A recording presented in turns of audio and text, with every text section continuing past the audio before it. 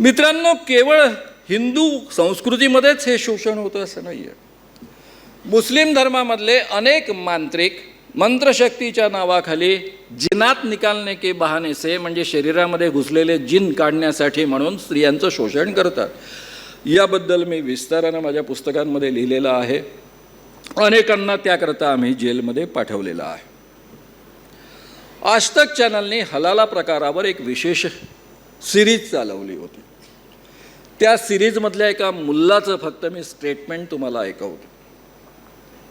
आजतक चॅनलने काय म्हटलं होतं, हलाला काय प्रकरण आहे आधी समजून घेऊ.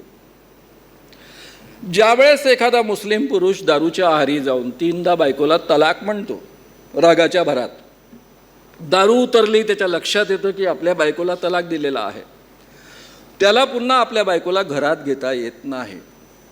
बायकोला एकदा तलाक दिल्यानंतर त्या मुलीला पुन्हा आपल्या नवऱ्याशी लग्न करता येत नाही. तिला दुसऱ्या पुरुषाशी लग्न करावं लागतं, त्याने तलाक द्यावा लागतो, त्यानंतर पहिल्या पुरुषाशी तिला लग्न करता येतं. हा नियम आहे. हा जो मधला टप्पा आहे, मधलं लग्न, त्याला हलाला असं म्हणण्याचा प्रघात आहे. हे मौलवी सांगत होते कि हलाला करने की प्रक्रिया में हम लोगों पर उपकार करते हैं. क्या हो गया, 5 लाख रुपए लिया तो 5 लाख लिए, शादी भी हम नहीं करवाई,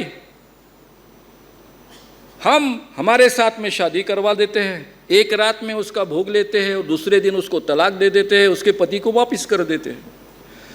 वो अगर किसी सामान्य पुरुष के पास जाएगा तो वो उसके साथ में शादी करेगा, उसको पूरी तरह से निचोड़ेगा, जब उसका दिल भरेगा तभी तलाक देगा.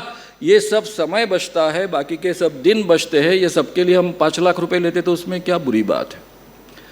म्हणजे हलाला नावावर हे धर्माच्या आधारावर स्त्रियांचं शोषण करतात आणि पुरुषांच्या श्रद्धेचा गैरफायदा घेतात.